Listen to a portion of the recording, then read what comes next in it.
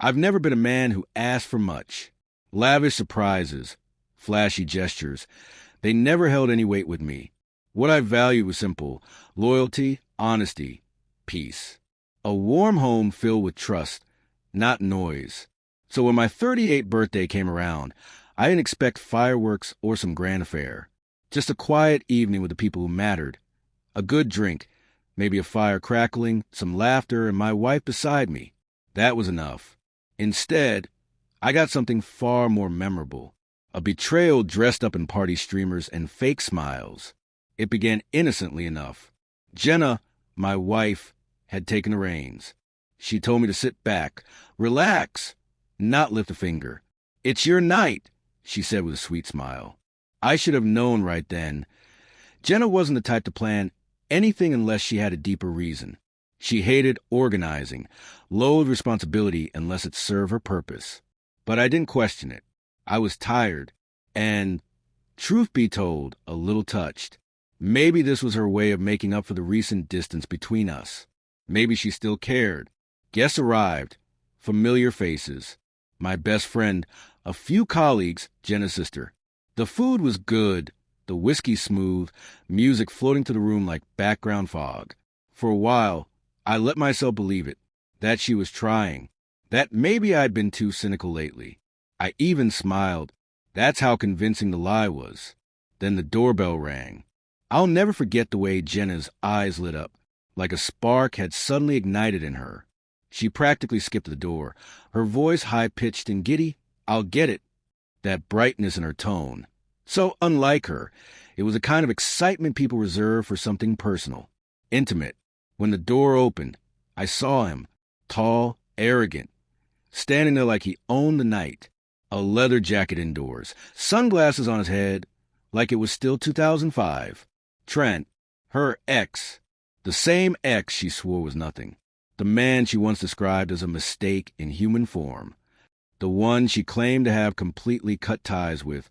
He walked in like he belonged, carrying a six-pack and that smug, knowing grin.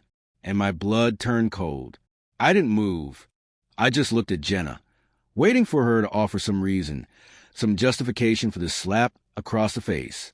All I got was a shrug, a nervous, sheepish little shrug. "Don't be upset," she said. "I thought it would be fun. We're all adults here, right?" Fun. That's what she called it. Everyone else in the room sensed a sudden tension, but pretended not to. Glasses clinked a little too loudly. Conversations picked up forced and brittle. But in my head, everything went still. Jenna floated around Trent, laughing too hard at his jokes. Touched his arm like I wasn't standing a few feet away. Like it wasn't my birthday.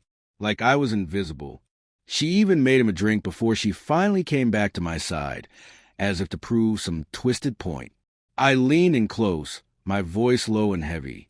"Are you serious right now?" She rolled her eyes. "Don't make a scene. It's just a drink." But it wasn't just a drink. It was the way her eyes locked on his, the way her smile lingered a little too long. It was how she acted like she didn't owe me even a sliver of respect.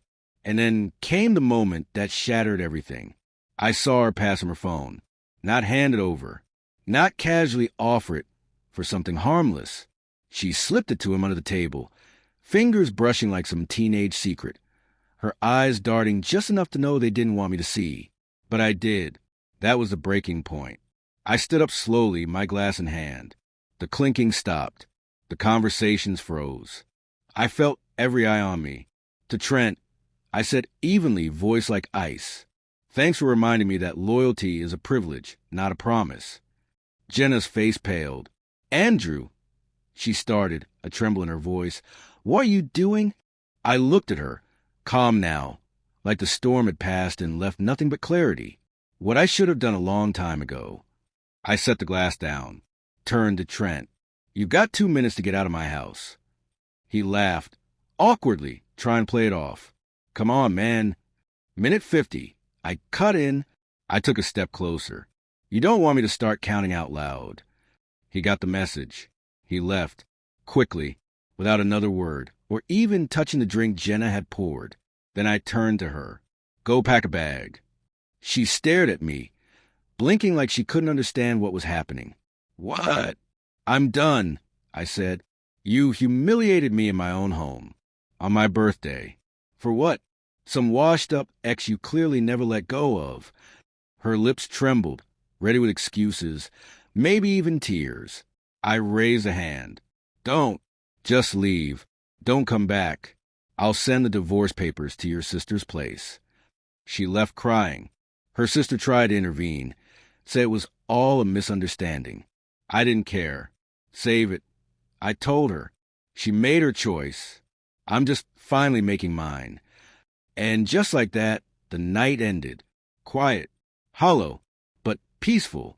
In the days that followed, she tried everything. Calls, messages, even showing up at my job. I ignored it all. The door was closed and locked.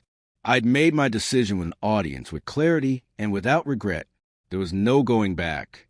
Looking back now, I realize that night was a gift.